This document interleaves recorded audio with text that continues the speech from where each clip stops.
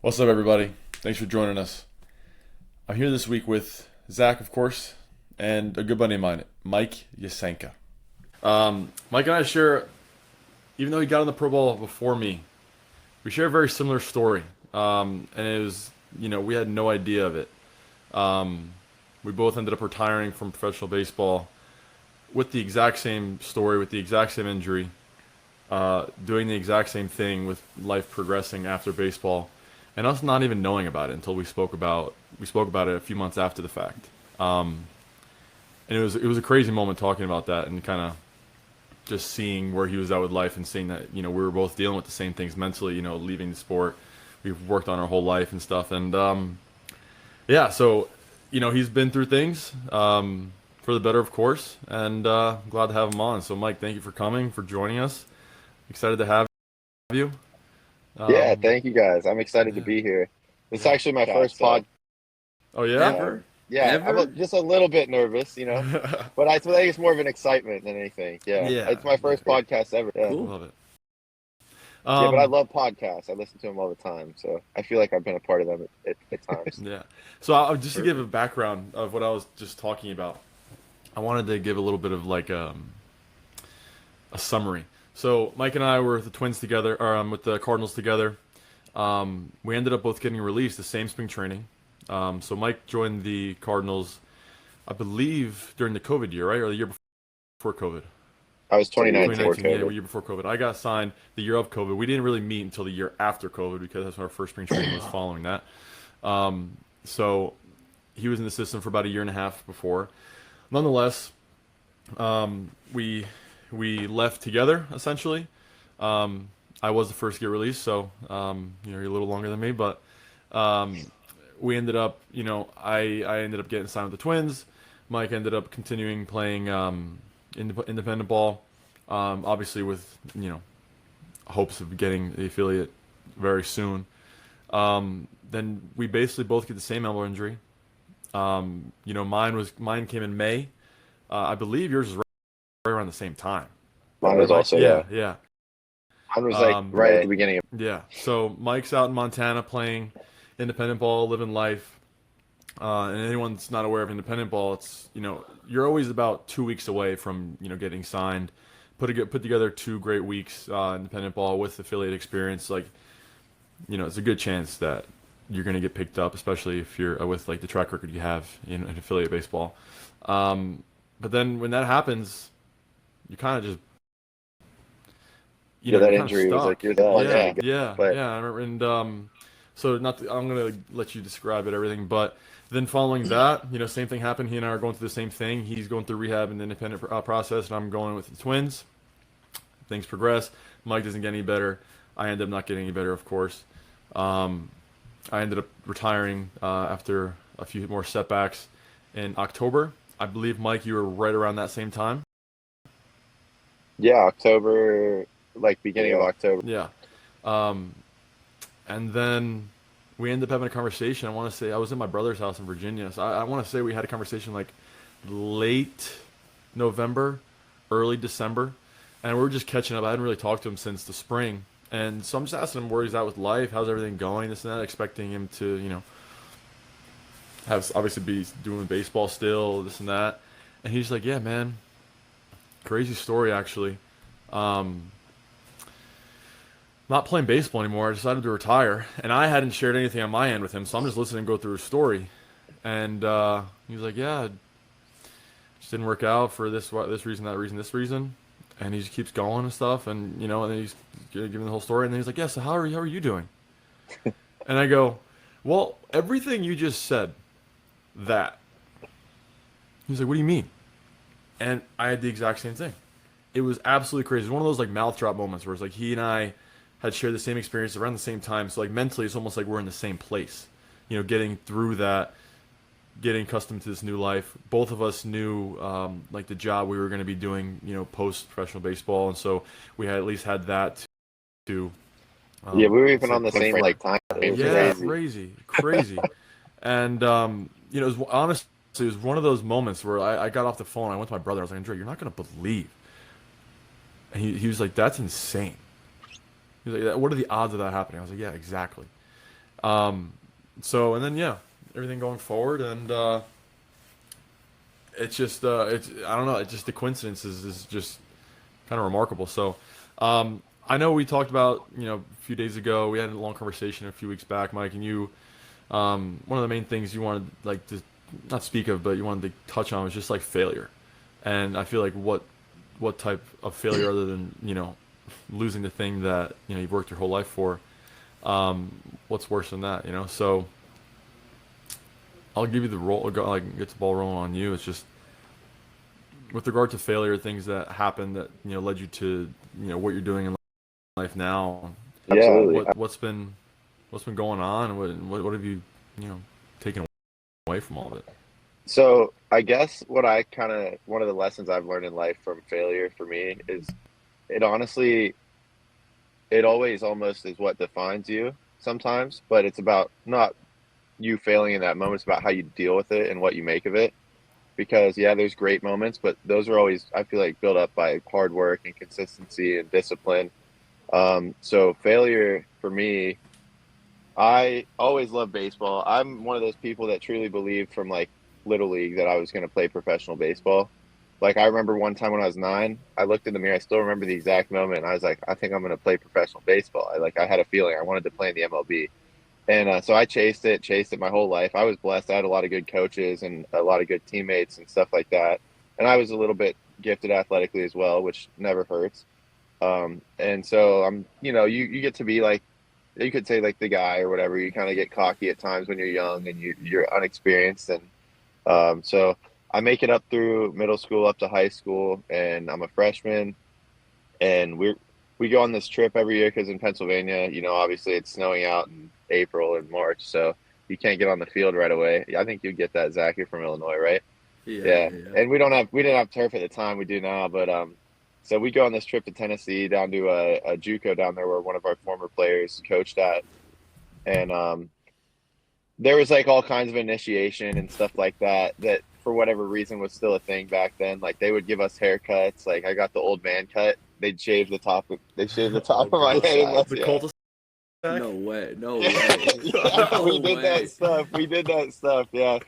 So I got the old man cut. We went down there, and they always, all the seniors and juniors, they would always try to get the like freshmen and sophomores to like party with them and stuff. And they're like, "So you gonna drink with us? Or you gonna do this? Blah blah blah." And being like the young guy, and I felt like I was supposed to be playing up. I was like, "Yeah, I got to fit in with them." So did that with them. We drank a little bit, and then I was like basically that trip, like I was fine and everything went well. But later on, it came to like junior, senior year, and we were juniors. My buddy was like, "Yo," he's like, "Dude, like, are we gonna bring like the alcohol and stuff this trip?" And I was like, "I mean, I guess we have to. Like, that's what everyone else did." So we brought vodka with us, and like basically we got down there and everything, and we had a guy playing who hadn't played in like years, and he played with us when we were in little league, and he was always kind of a loose cannon, you know. And my friend didn't really get along with him. They had some stupid like issue over a girl sometime in high school, and he was like, "So you guys gonna let me drink with you guys?" And my friend was like, basically, like told him no, kind of being rude to him. And so he went and he like blew it out in the hallway, like they're drinking in there, knocking on the coach's door, and like blew it all up. So we got, long story short, we got in trouble. We got kicked off the team. I got suspended from school, like a whole Oh my bunch of god. stuff. Yeah, like 10 days out of school and 60-day athletic suspension. So I was out for the whole baseball season. And I mean, This this what like year was this? this was would have been 2015, Like a I year of high believe. school. Oh, my junior year. Wow. Junior year. Big, So that's a big, big big year. year. Big Yeah, year. big Yeah. I was year, like, big oh year. no. I was like, I just derailed my entire like life goal. And couldn't believe it. I was like crushed. I mean, I was like, when they told me I was like out off the team and stuff, that like I just broke down, like just hysterically crying. Like I felt like my life was over. And I remember going home from school that day, and I had to tell my parents, obviously, which was like also so hard for me because they were like, "Oh man," like they were the ones that drove me to all those tournaments, and they did everything for me the whole way up. So I felt like just complete, like I just let them down so bad. And I remember the next, so I just was basically weeping in my room for like a day. And I remember the next day they took me to a Chinese restaurant and we got food and I got a fortune and a fortune cookie. And I ate my food. I was still like acting all mopey and depressed and stuff. And I popped it open and it said, what was it? It was, diamonds are made out of coal. You can always make the best out of a bad situation. And I just read it and I was like, what? Like, what? So I was like, you know what? Like, I can still do this, like it's just going to be a different path than I anticipated. So I basically like kind of flushed all the negativity, and it was hard, like, because like I live in a pretty small town up here. I grew up in a small town, and like people would like talk and stuff and like make rumors up and say all kinds of crazy stuff. And then you go back to school and everyone's talking about this and that. And as a kid, that can be harder to deal with. But Right. but I just like made it my mission. I was like, I'm gonna find a new path and I'm just gonna like go at it like a warrior and never stop. And I remember like the whole time I was out of school, I was just like working out relentlessly, like going to the YMCA every day and playing basketball, working out, working on throwing and stuff. And then I'd come home, my sister would bring my homework home and I'd do it in like an hour. And then I basically was out of school for 24 days because there was a spring break and there was like 2 weekends and then there was like a Easter break too. So I was like gone for like, it felt like I was out of school for like a month, which was like forever back then. Hmm. And I remember when I came back to school, some of my friends were like, dude, have you been working out? And I was like, every day, like nonstop. I would go in there for 2, 3 hours and just like listen to music and just, it sent me into a whole different level of grind because I knew I still wanted to do it. And I didn't want to let that moment define who I was going to be. I didn't want to give up because of that. And I feel like that obviously like the support I had around me made that a lot easier, my friends and family and whatnot. But I feel like that was like one of my biggest lessons in life, especially just as a baseball player and a person. Just being able to bounce back from something like that's like the ultimate kick in the nuts at that time for me. So How much a role did that play in you having to go JUCO to start? Like, a for hundred me, percent, it for absolutely 100. for me, I don't really know what it's like to be in a situation to where like a small town, because we always had travel ball, So when you Yeah, like, were you able to go and play that summer and still get exposure, or was that really yeah, I did do a that. I tough? did go. I went to camps. Like I went to like PBR and Perfect Game and stuff like that in the summer. But you got to think I come out of no high school stats as a junior, and Yeah, I mean, I was a little bit raw when I came out that summer too, but my velo bumped a lot because I put on like 20 pounds of muscle from yeah, that yeah. like point, and it would have been March to like July or June or whatever. I bumped my velo up like 4 or 5 miles an hour just by putting on mass and getting a lot stronger.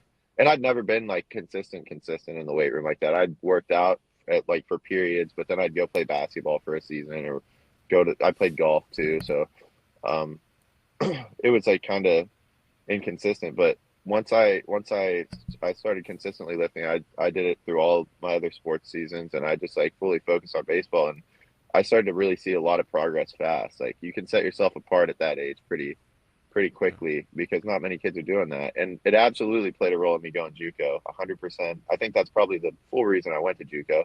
But I actually wouldn't have traded it for the world looking back because the junior Everything college you I speak went of, to yeah, you always was speak like, highly of it. oh my gosh, it was one of the best experiences of my life, dude. I remember Absolutely. you telling me stories of you waking up, having to run to the gym instead of, because I didn't I have a don't think you car. didn't have a car. Yeah, so you're running to the gym Bicycle class and though. stuff, and yeah, Yeah, yeah, I used to, and I pissing kept rain. that same chip on my shoulder from Yeah. like high school, dude. I never took it off. All these conversations we had in the bullpen, you discussed the story from JUCO on, but I never knew the background to JUCO, and it Yeah, makes sense like why JUCO growing was the up. way it was for you. Yeah. Yeah. Oh man, I was so grateful for it too because I thought I was never gonna get to play again. Kind of like maybe I would have played my senior year, but no one would have wanted me or something like that. But JUCO, last chance university. Yeah. That's Take me uh, cool. through. Take me What's that? through. Not, it's not a similar situation, but I guess to a certain extent it kind of is. You're out in Montana. Obviously a lot in the future from what we were just talking about, but you're out in Montana. You have these hopes. We've had these conversations. I remember I was speaking to you relatively after I signed with the Twins, and you were like, "Dude, Congratulations, blah blah." And I was like, "Yeah, dude, it's gonna happen to you too. Like, you're gonna go out there, do your thing. It's not gonna be very long."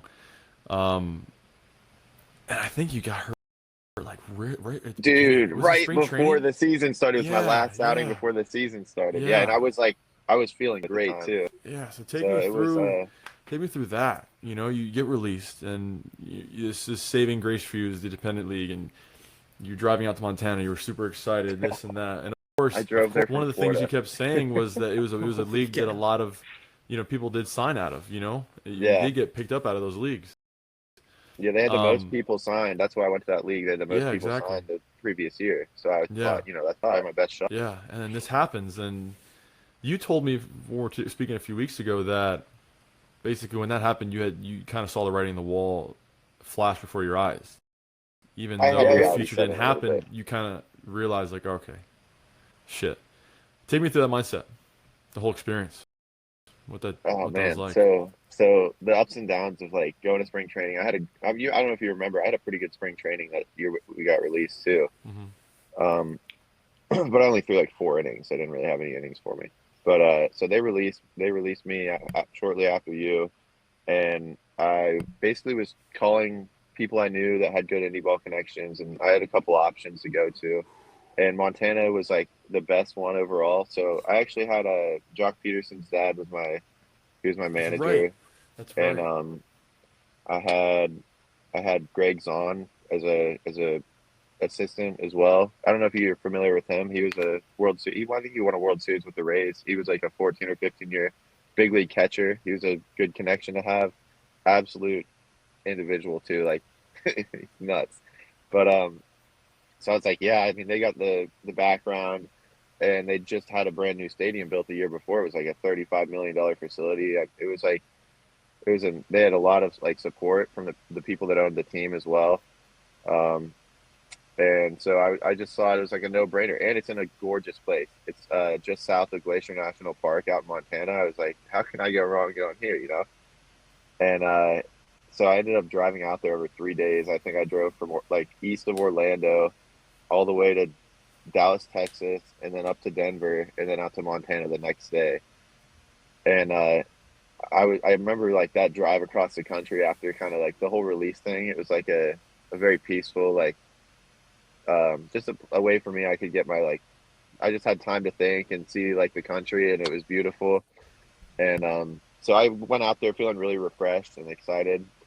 And I got there, and it was like gorgeous, and I had a really great host family, and everything was like perfect. So I was like feeling really positive about it. And then I went into like first day of I guess spring training they called it.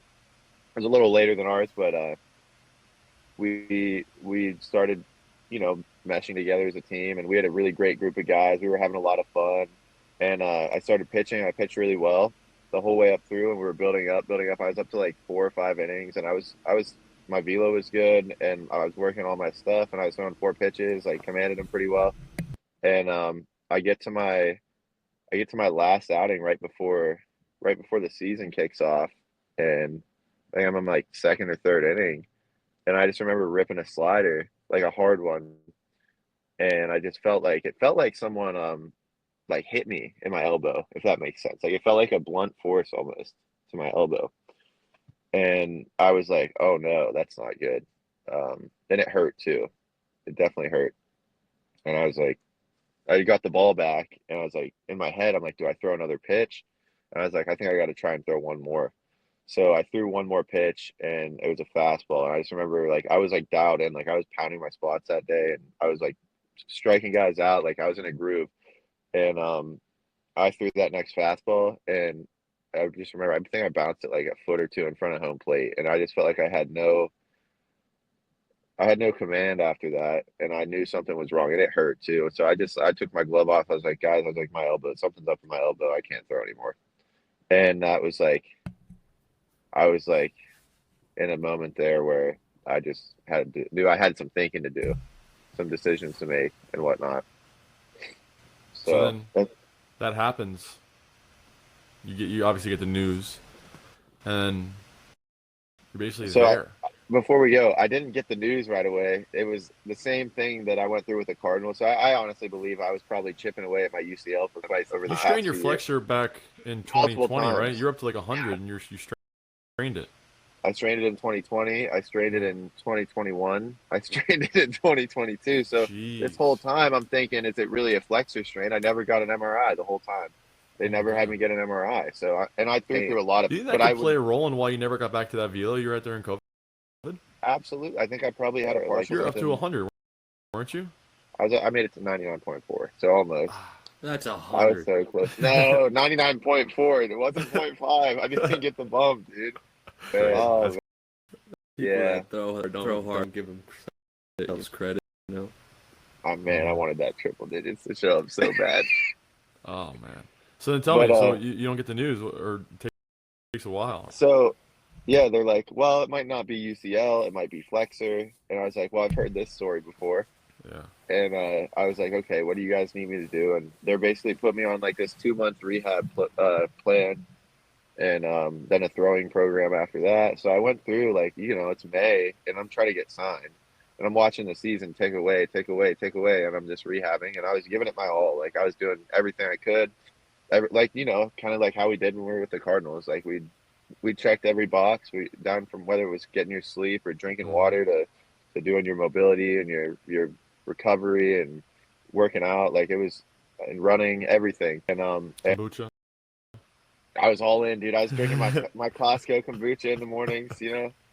Um, it was a good time, and I knew, like, yeah, there might not be a lot of hope, but I just knew I've learned in the past how to do things and not regret them because you did all you could, right? So Yeah. that was my main goal. I knew there was like a tough chance of me continuing if I was blown out because, like, financially that's not going to happen in indie ball and physical. So the way I looked at it was emotionally, it's going to be really hard on me going from a place where I was like, felt like I was like a year or two away from like the league when I was throwing 99. And after that first season I had with the Cardinals, um, physically it would be hard on me.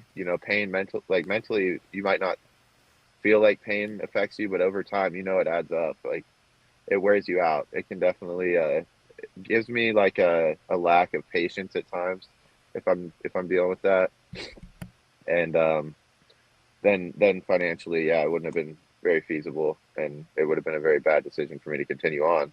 But so I came back from that rehab stint of 2 months, and I felt a little better. Like I think my body healed itself kind of a little bit, but it definitely wasn't 100% because I felt like I had to pitch to like a threshold of like percentage of what I used to not feel pain. And I came back in as a reliever, and I was like 90 to 92, and I did all right. Like I just like knowing how to pitch, like how to pitch guys, like you can get by with that for sure. I was throwing like my slider still, and I think I was throwing a splitter. So you did get back into season? Yeah, briefly. I Oh think wow. I think so. I had that outing, and then I had another 1 inning outing, and I was doing really well as a reliever just because I could get away with like 15 pitches, and then I would uh, I would be able to rest up, and they'd give me proper rest and all that, and it wasn't like killing my arm yet. And then they're like, yeah, they're like, I think they let me go 2 innings one time, and it went well, but I wasn't like feeling 100% either. Like my velo was still pretty down compared to, like, there was some going at like 88, maybe 80s, 89, and I was able to get by with that, but which they maybe thought was like me feeling 100%, but it wasn't because they didn't really know me that well. And so I made it. They were like, all right, we think you should be a starter again because that was my initial plan. And I was like, yeah, like I really wanted to be, and I like wanted to believe that I was able to do it and that I was healthy and that maybe I'd have like some outing where it would just all click and the pain would, be gone. I'd hit my be fully recovered and be ready to rip again. So I was like, yeah, let's go for it. And I threw like one outing was 3 innings. They started me as like building up, and then I think it was like the next one after that. It was, well, the first one I remember, I took me like days to recover from. Like the next day, I didn't even want to move my arm. And then I went up to 4 innings the next outing, and I got to like the third or fourth inning, and I was like, I was getting it back to the point where I just felt so much pain that I almost like no longer was thinking about competing or commanding the ball. I was thinking, is my arm still going to be hanging on after this next pitch? Yeah. And I just like hit a point where I was like, I looked in the dugout and I was like, dude, I was like, my arm is just killing me. And they were like, okay. And so they took me out of the game, and that was when they scheduled my MRI finally. So this has got to be like, at this point, it was probably early August or something. And I was like, yeah, I was like, I kind of felt like I knew at that point. I was like, yeah, I think it's time for me to hang him up. Oh, was I that wasn't fast? yeah, well, just wasn't in a place. I kind of like thought about it all the first time I got hurt, so it Yeah, wasn't yeah. like a shock to me. And then they took me to get my MRI and stuff, and it was funny. I actually, I drew it myself, but I hate needles. And they took me into the hospital there to put me under the magnet, and they inject the dye into you. And I remember getting in there, and the doctor he put like a dot with the marker on the back of my arm here, and I was sitting on the chair with my arm up on the table so they could inject it. And I was like, should I look at the needle? And he's like, I don't know. And I looked back and I was like, oh, geez, that thing's pretty big. And he's like, yeah, he's like, these ones are a little bigger than normal ones. And then another, like, I think that guy was like newer training or something because of another doctor came in. He goes, why would you go in through the back? And he's like, I like this spot better. He's like, if you miss, you're going to have to go in through the side. I turned around. I was like, he's only got one chance of this. He's not missing. So I get nervous, dude. I get clammy. I don't even like in spring training when they draw my blood. I hated it. I'd be like curling my toes in my shoes and stuff. But I always try to play it cool. And so I'm sitting there, and he starts to like put the needle in, and I just felt it like you guys have probably both had MRIs and stuff. Like you just feel that discomfort and that the sensations of it going through, and you started bumping into the bones and all that good stuff, and I'm like sitting there. I'm like, oh man, this is bad. And I'm like, I remember the last thing I was thinking was, I think I'm gonna poop my pants because like my stomach started getting all hot and stuff, and I actually thought I was gonna poop in my pants, and I was just, I was like closing my eyes, thinking, don't poop yourself, don't poop yourself, and then next thing I know, I'm like hearing something. It sounded like someone saying my name, and I was like, what is this, dude? And I opened my eyes and I was like slouched forward, and I saw like the hospital floor, and I was like, where am I? And I looked up and I couldn't even like formulate words yet. I was so like out of it. And they were You going, passed Michael, out? are you okay? Michael, can you hear us? And they're like putting cold rags on my head and stuff. Are you? My shirt, my pants, everything was wet. Like my body was sweating so profusely. Like it was, I don't know if he went in through like a different spot he wasn't supposed to or not, but it took me out, dude. I Holy was hell. out. Yeah, it was Holy and shit. then the dude goes, first thing the dude says to me, you could have told us you had a phobia of needles. And I was like, dude, that felt like a freaking, you put a pole in my arm. Like, Dude, those dye injected needles are like a quarter thick. oh Dude, they're so man. big. They're Oh, ginormous. Yeah, I looked at mine. It made me sick. I was like, "There's no way that's going in my arm." Oh right. my Yeah, I've never god. passed out from a shot. I definitely haven't liked them, and I've gotten a little queasy at times, but that thing was different. I don't have a phobia of needles by any means, but I remember in college, before I got my hip surgery, we like did a PRP in my hip to see if they got better. Um, and dude, the needle, because they had to get through the capsule Mm, in my hip to get yep. to the labrum basically, Oh, which it didn't end up doing shit. It still was basically the exact same after the oof. PRP, but the needle they had to do, they went at an angle. It was a 7-inch needle, What Yeah, and did it the the have? hip. entire thing Did went it have a in. little hook in it thing? I don't remember. I Oh, remember it was okay. just a needle, and it was long, and then they basically gave me the numbing cream until I got to the capsule, and they couldn't puncture the capsule, so they were like, "All right, this is gonna hurt." And I was like, "Okay." And you're watching it through ultrasound because you're watching the needle go through you, and then you get to the capsule, and they poke through, and that's where the actual dye has to go, or the injection has to go, PRP.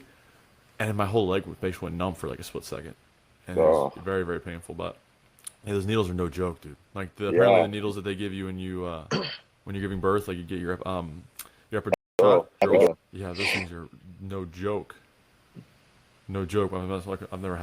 Never been pregnant, but my mom told me. Um, That's good. yeah, yeah, yeah. In America now, you never know. Yeah, Um, right. but Take me through. So basically, the whole story. It comes back positive. It's torn, yada yada yada. That's Um, right. and from what it sounds like, segue into you know what happens after. Uh, You know you're done, and then you kind of start this different journey, like almost spiritually.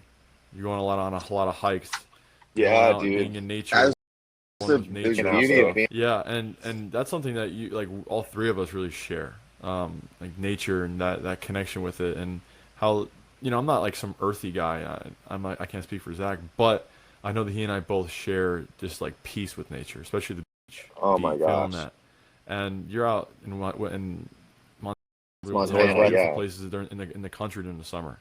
You're doing all these hikes and all these things, and sending me all these pictures I remember seeing.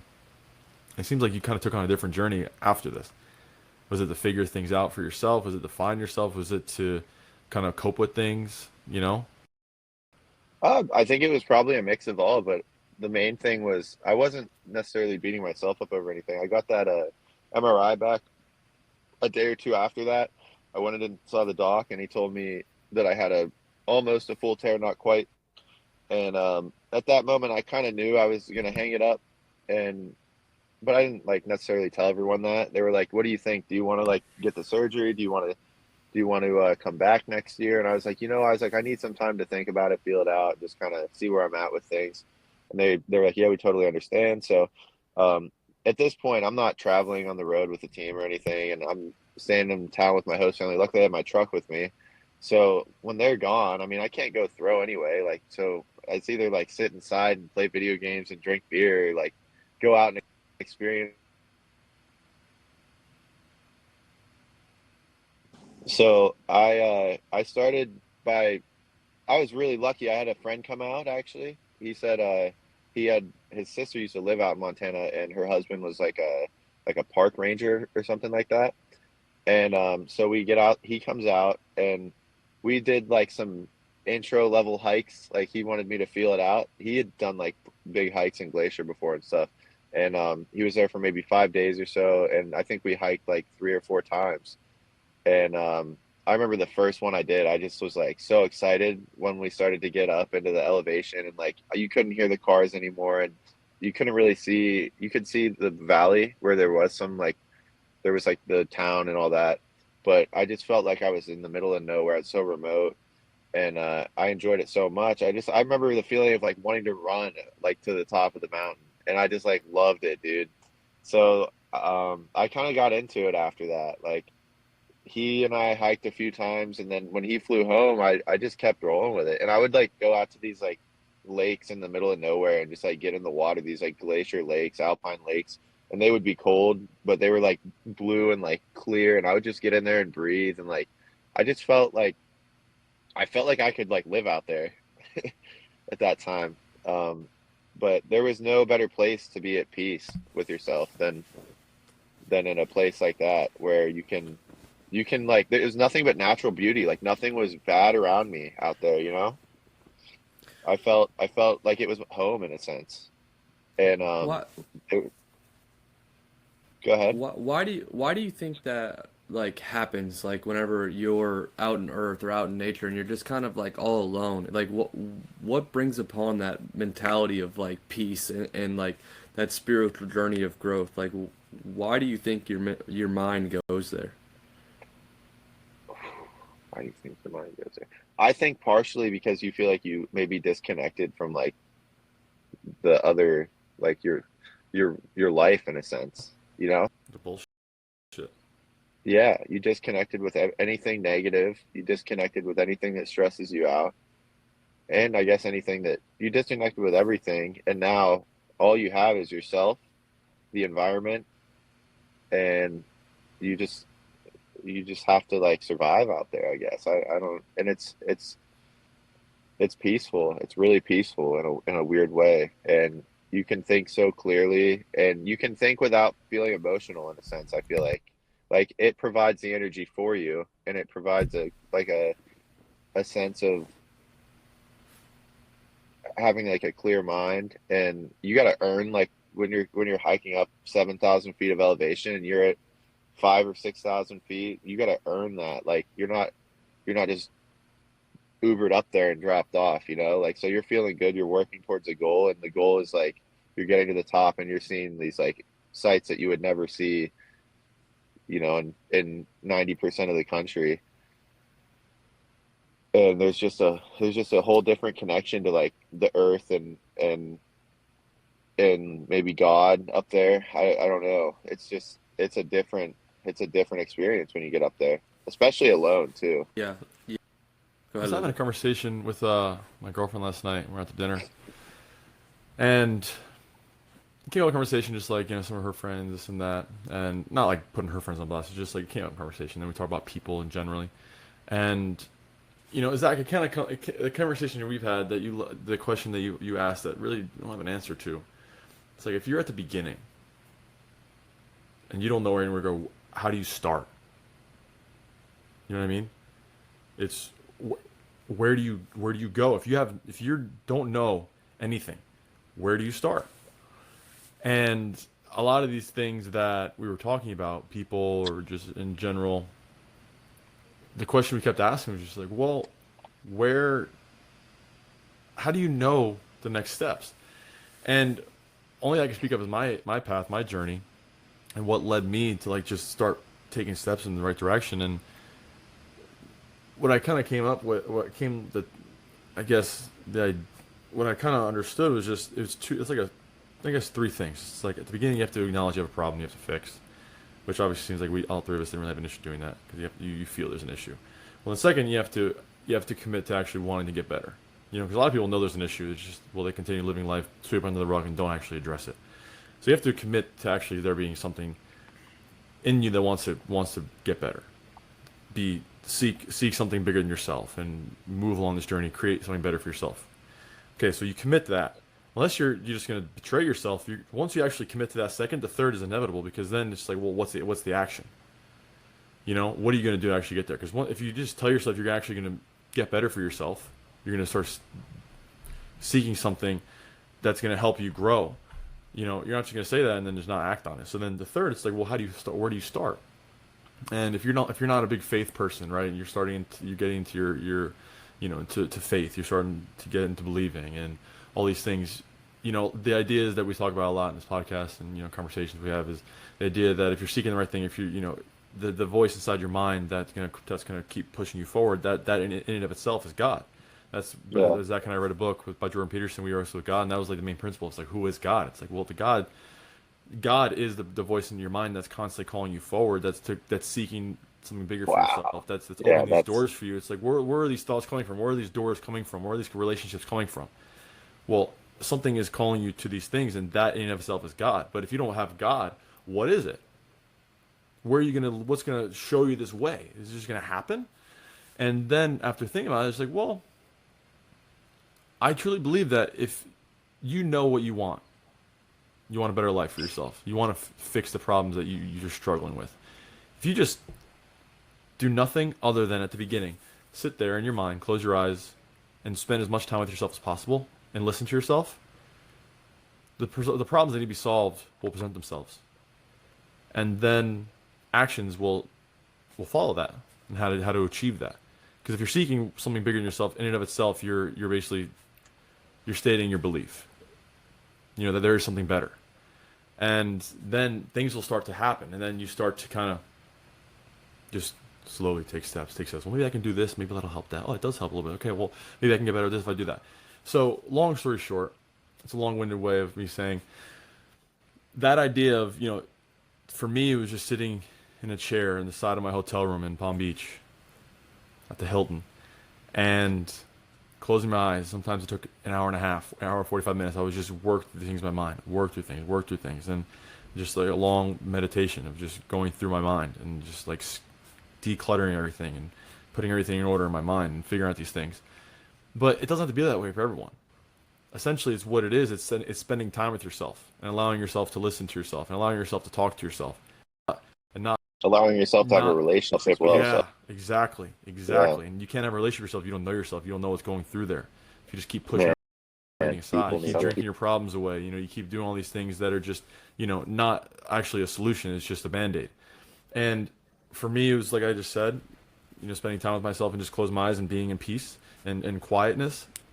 But then there's the hiking and in the nature, and what's the difference between that? It's an act of meditation. It's not there's no difference. Well, And oh, I go ahead. no. That's basically it. It's just that's all I think of that exact thing. Like essentially, it So, sounds like a very similar thing.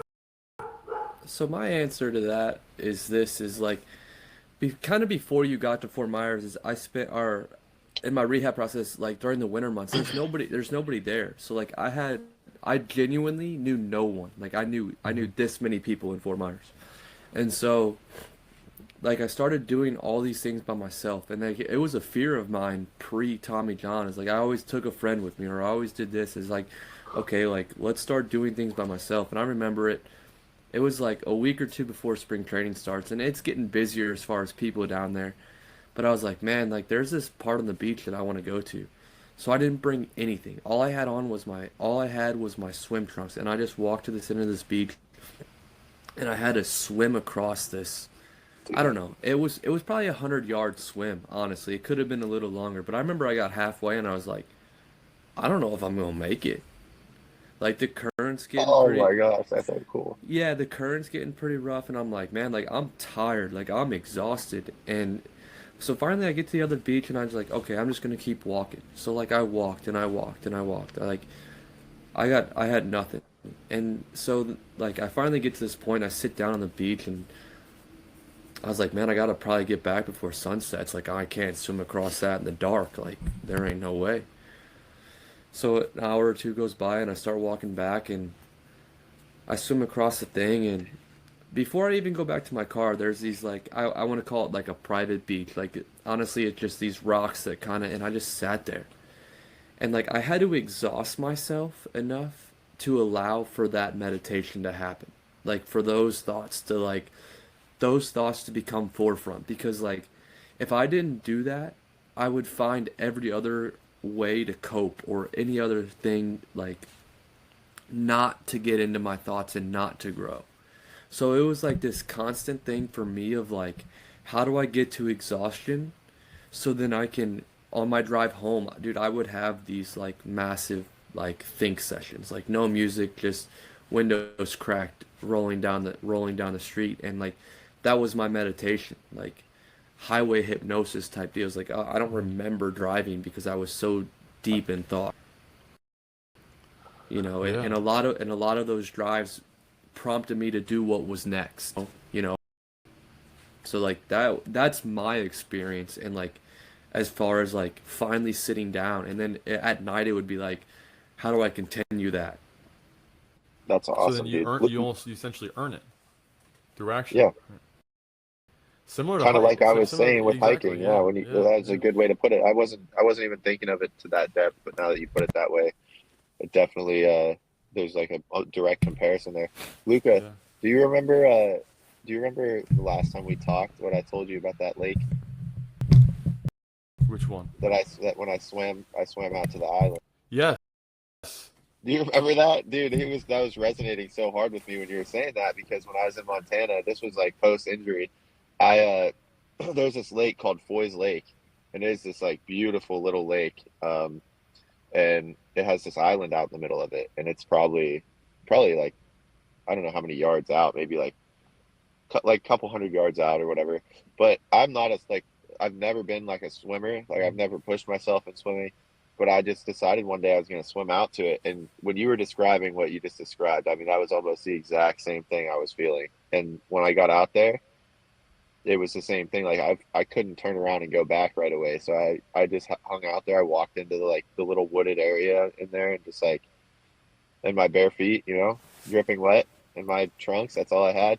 And No it's the phone, same there's thing, nothing, dude. there's nothing. Yeah, Yeah. dude, it's peace, and no one can reach out to you. Like the phone, it destroys your peace a lot of times because you're like in a Oh my good thought or you're God, in a good dude. place, and boom, it goes Oh my off, and God. next thing you know, you're stressed out about this. Or for me, especially being in sales now, I'll be like having a good thought, or even if I'm working on another task and my phone starts going off, I'm like I go from one place to the next so fast, and I recognize it.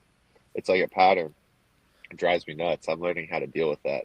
best Well, I can. I think these experiences, like, you eliminate like a physical fear. You know what I mean? You're like, oh, dude, like I completed that task. Like, now what is there to be afraid of? So like I think that in turn allows you to be a little more open within yourself. You know what I'm saying?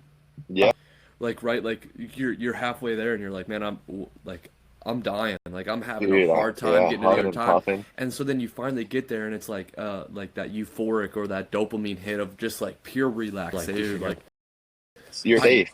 I can breathe. Yeah. You Yeah. accomplished it too. Yeah, There's a Yeah. exactly. You challenged yourself and you overcame it. So, I mean, Just that's kind like of simple like, things like that. People overlook that a lot. I do too, even still. and like Luca with your cold showers and everything, like those are hard. Yeah. So like doing them and like I can see where that promotes a lot of like healthy brain growth, you know? Yeah. Luca earns his dopamine. Every day, every Yeah, Yeah. It's yeah. the cold shower, that whole thing. It's just I feel like at this point it's become something that this version of myself does. You know? That's essentially what continues on. It's this is this version of me, this is what I do. It sucks. And of course it stemmed from the idea at the beginning of, I feel like it's important for every single person every day to do something that they hate. Something that absolutely sucks. And, And to embrace show it. yourself who's in control when things get tough, you know, who's in control truly. Because if you just listen to your mind, obviously you're just gonna, obviously shy away from anything that's hard in life. So that's where that stemmed from. But yeah, at this point, I've grown to love it, and I'm a big believer in action. Faith is great, faith is beautiful. With a lot of peace for you, but I do think a lot of it stems from action as well.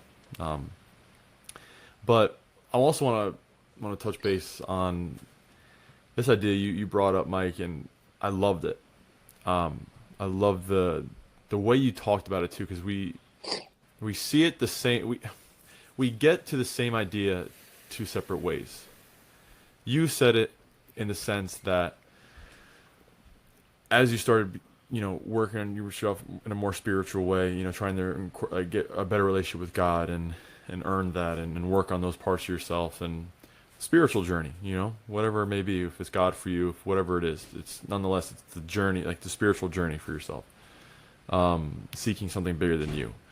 And you said that basically you find that you're almost attracted to people without even trying that are seeking similar things. You find yourself having conversations with random people, and it just promotes this type of idea, and you learn things and this and that. And when I heard this, it was just like it was ringing this bell about how you basically said it that way. And the way I've always talked about it was just basically people who are on similar journeys, they attract each other. And I kind of just looked at it as like people are seeking up, people that are seeking, to better themselves. They kind of funnel themselves into the same category, like a triangle. Like as you get up to the closer to the top, there's not as much area as the bottom, so they're going to funnel. They're going to be closer together. And when you said you talk about it more like in a more spiritual way, you said it more so it's like their spirituality comes out, or you can feel it, or something. You right? Is that what you said? You said it Yeah, more like holistic way. I'm trying to think. I know what you're talking about.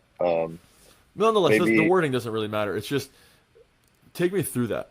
You've been doing this. You've been focusing on this side of yourself, and you find that without even trying, I believe it to be God. yeah, I yeah, don't see eye to eye to that. definitely. He's almost presenting people in your life that are promoting this growth in you, that are And he evolving. is. Like growing up, I didn't grow up in a family with we didn't go to church on Sunday. We didn't really pray before meals or anything like that.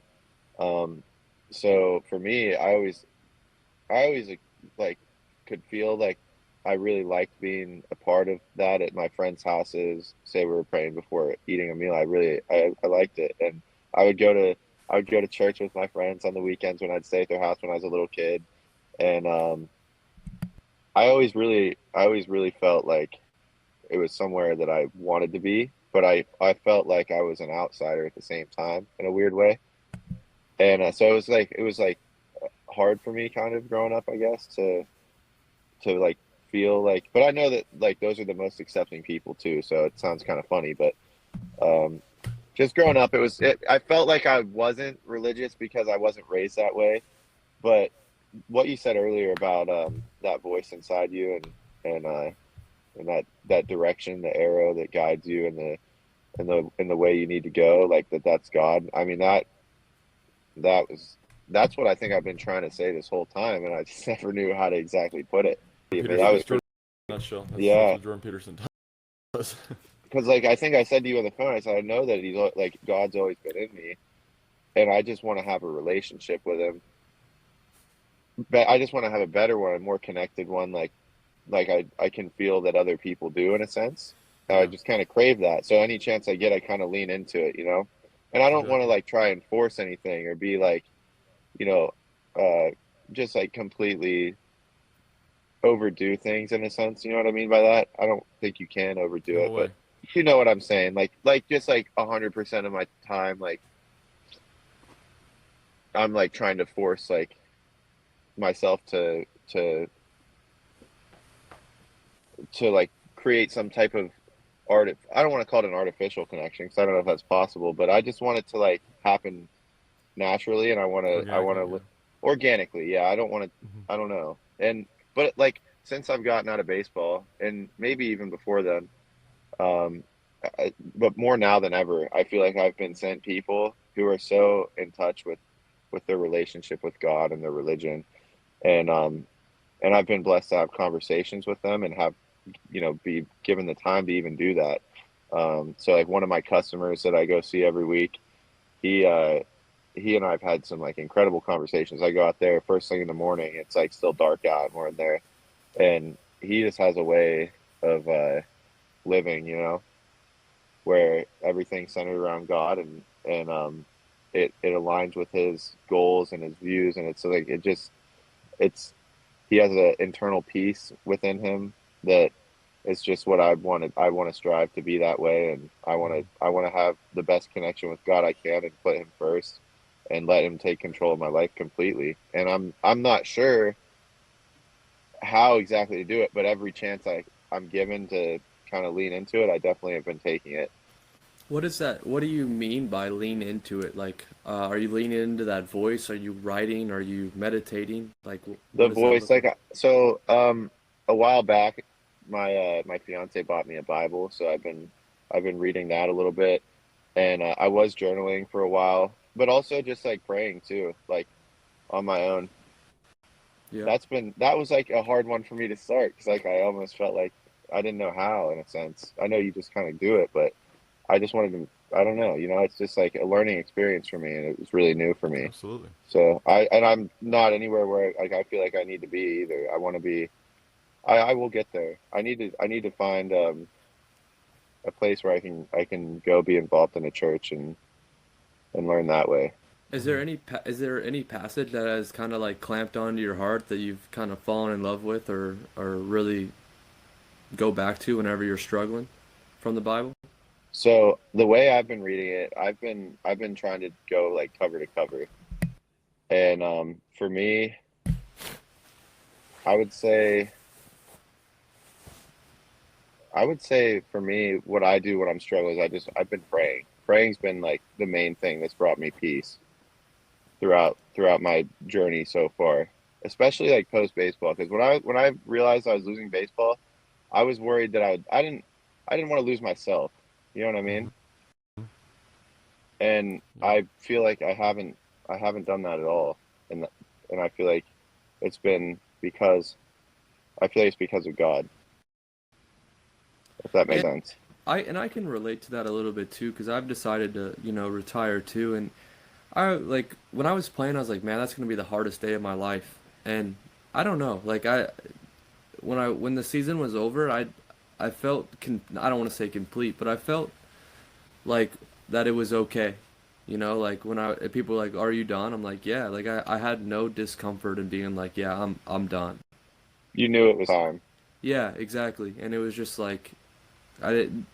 There was no discomfort, and like, and then I've really got into the Bible too and started reading it. And my roommate John, he's a big reader and spiritual guy, and like he's helped promote that in my life too, but it was just like there was an ease about it. And now, like, obviously there's other frustrations with finding jobs and whatnot, but like as far as the ball part, like there was an ease and a that. peace with. I this makes me think of this. I had this mindset when I started doing this, and I still feel this. It's not at the forefront of my mind anymore. But one of the main things that kept me going with a lot of my routines, and I guess like you've asked me in the past of like how I just kept doing it every single day, every day, every day, every day, like over and over and over every day. There's a few reasons. I don't want to say a lot. There's a few, but one of the reasons that really resonated with me was, I guess it's the athlete in me coming out. But each time I did a meditation, each time I did something, Okay. I almost viewed it like it was like a training exercise. And like, why do you train? Well, you train not so much for the moment of training. You train so that when the moment gets hard, the training just comes out. So, if you're out in a game and stuff like that, if you've trained all these things over and over again, right? Playing golf and you've taken these shots over and over again. Well, when it actually comes and it's hard, well, it's not hard because you've done it. So what I'm getting at is one of the things that I kind of resort back to every so often with this mindset. But one of the things I was really in the forefront of at the beginning was I'm not doing this for now. I'm not doing it to better myself. Yes, now. Like I can't expect myself to get so much better for this moment. It's all a delayed gratification type of situation. And what I find is that when things that were presented to be hard in the past happen, they're manageable. And it kind of solidifies the reason as to why I'm doing the things that I'm doing. It's the same purpose. It's like it's not for the purpose of doing it in that moment. Yes, it brings you some peace in that moment, but it's not so much that. It's bettering yourself for when the things actually get tough and you actually deal with shit and life gets really hard. The person you're creating for those moments. Almost like every single meditation, every single thing you've worked on your whole life has led you to be prepared for the moment that happens. Because when it happens, it's going to be hard. And it's going to suck. But maybe because you've done all these things in the past and you've earned the right to be able to know that you've done all these things, you've prepared yourself for it, it'll make it easier. A little bit. And these moments that happened, you say retiring you felt like would have been the worst thing in the world. Well, maybe it would have been if you retired 2 years before.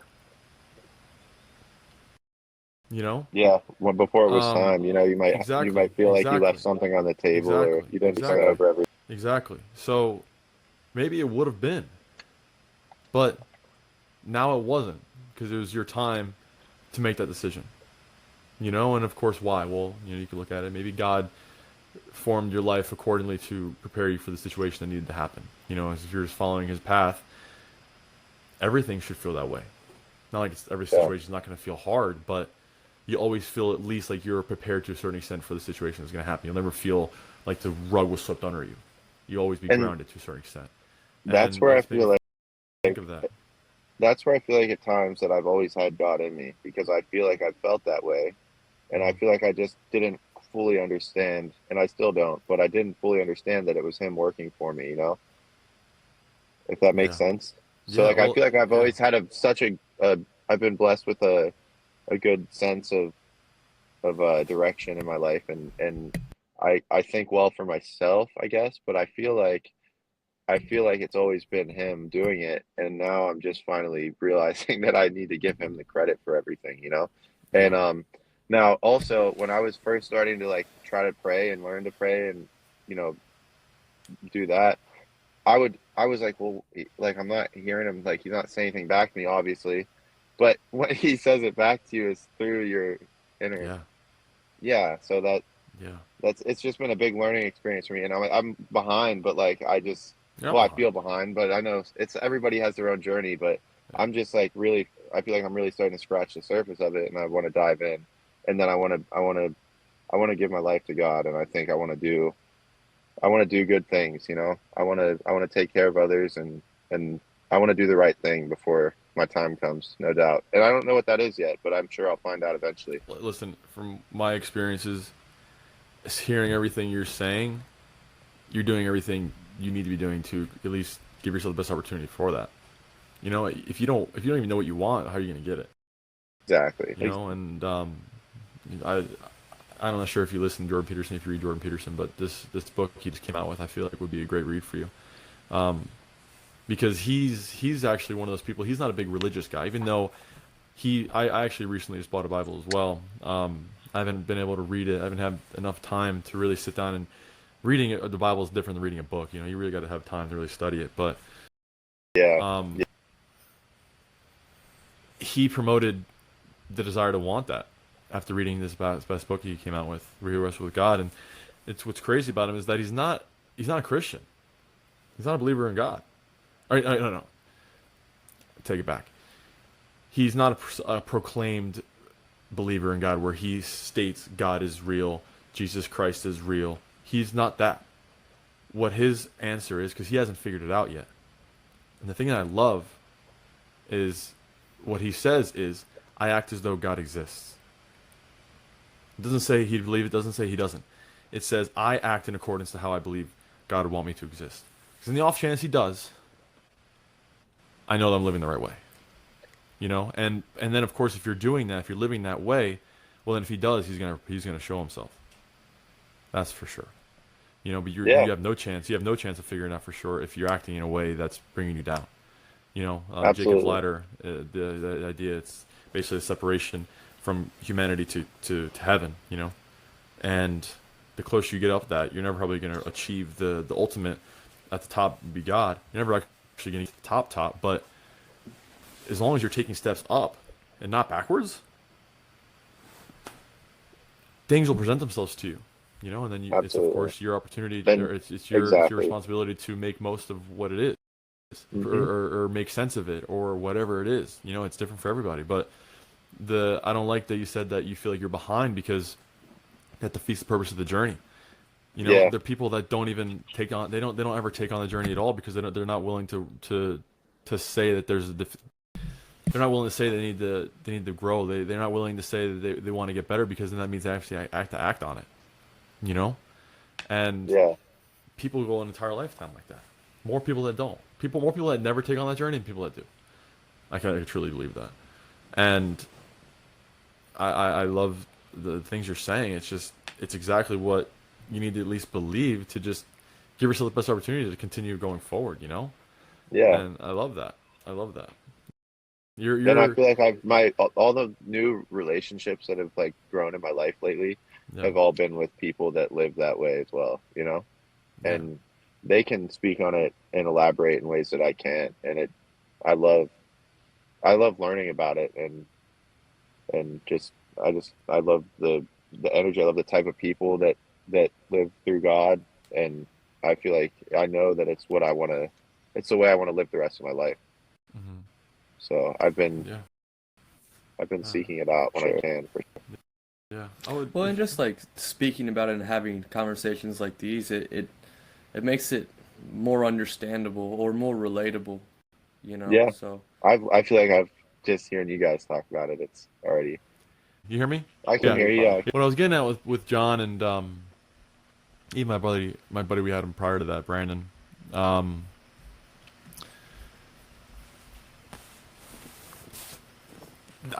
they're more, you know, let's say established believers, so you get that perspective, and that I love getting just different people, different in different parts of their journey, you know, but seeking the same thing, and that is the point. That's the goal.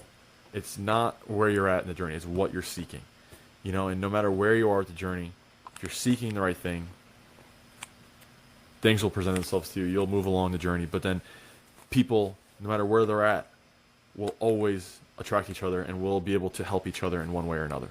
The only time you wouldn't be able to do anything for each other is if one's seeking down and one's seeking up, or one thinks you're seeking up and it's really not. They're not on the right trajectory, not doing the right thing. And you know, I guess who am I to say what's right and wrong? But you know, I feel like it's not arbitrary, as though people like to make it Yeah. seem.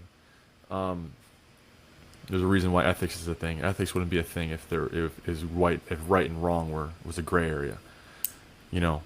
But well, we talked about that before. Like, I think Yeah. Like I think like when you do something, or I guess I can, when I do something that's borderline right or wrong, I know Yeah. And that's a immediately. beautiful Yeah. thing. It's a beautiful thing because that means you don't need anybody other than yourself to hold yourself accountable. Right, but you have to consciously make the choice not to do the wrong. No, Yeah. like, and there are Exactly. times that, you know, Well, I that's why have fallen freedom is hard. short. Well, right, Yeah, there's exactly. definitely times where you're tempted, that's for sure. That's why freedom's so hard. Because once you're free, you're the only person in charge of keeping yourself from doing right and wrong. But nonetheless, if you're seeking it and you're acting it, it'll start to funnel up. And I'm curious, Mike. Or I'm curious more. I guess excited is a better word. Where this journey will take you just within a year. Me If you're, too. if you're And I seeking was it on a actually daily going to say to basis. you guys, I was going to say I'd love to touch base with you guys down the road Yeah, at some point absolutely, and absolutely.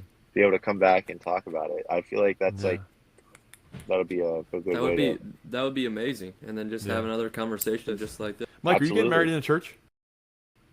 I am getting married at a venue, so it's not Not a church. technically in church. No. I'm just curious.